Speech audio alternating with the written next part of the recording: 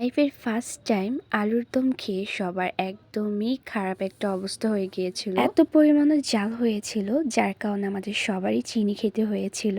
Hello everyone, আসসালামু আলাইকুম। সবাই কেমন আছেন? আশা করি সবাই ভালো আছেন। আলহামদুলিল্লাহ, আমরাও ভালো আছি। লাস্ট কয়েকটা দিন ধরে এত পরিমাণে ঠান্ডা পড়েছিল আর আমরা সন্ধ্যা হলেই বাইরে সবাই আগুন ধরিয়ে বসে থাকি। আর আপনারা যারা আমার ভিডিও দেখেন তারা তো সবাই জানেন যে আমরা সব কাজিনরা যখন একসাথে থাকি আমাদের কারোই মাথা ঠিক থাকে না, কিছু না কিছু আমাদের করতেই হয়। সো সবার মাথায় আসলো যে আজকে সবাই সন্ধ্যায় আলুর দম করে খাবো। তো যেই কথা সেই কাজ, সবাই কাজে লেগে গেলাম। এখানে সবার ঘর থেকে আলু নিয়ে আসা হয়েছিল, আলু পেঁয়াজ অনেক কিছু এখানে আনা হয়েছিল। আর এই আলুগুলো ছিল আমার একটা বোন।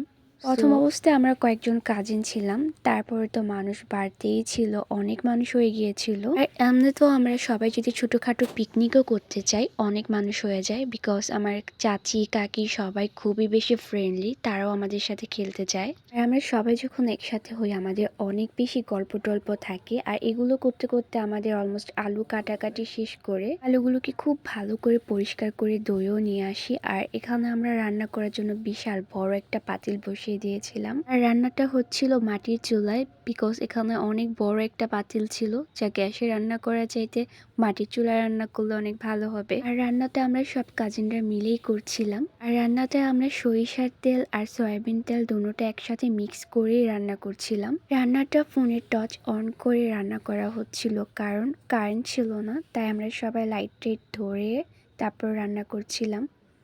আর এখানে মরিচ দেওয়ার সময় বলেছিল যে মরিচে বেশি ঝাল হবে না, তাই বুঝতে না পেরে অনেকগুলো মরিচ দেওয়া হয়েছিল। কালারটা দেখে আপনারা বুঝতে পারছেন।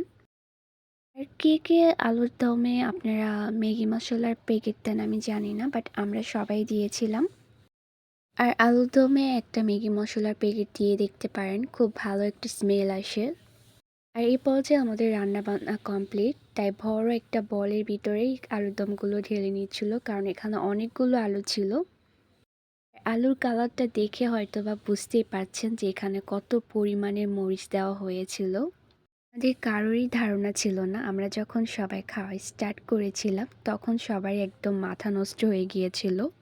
এত পরিমাণে ঝাল হয়েছিল যে আমাদের সবারই চোখ দিয়ে পানি বের হয়ে গিয়েছিল। তারপরও আমাদের কারোরই খাওয়া থামছিল না, কারণ এত বেশি মজা হয়েছিল। আমার লাইফের ফার্স্ট টাইম আলুর দম এত বেশি মজা করে খেয়েছিলাম।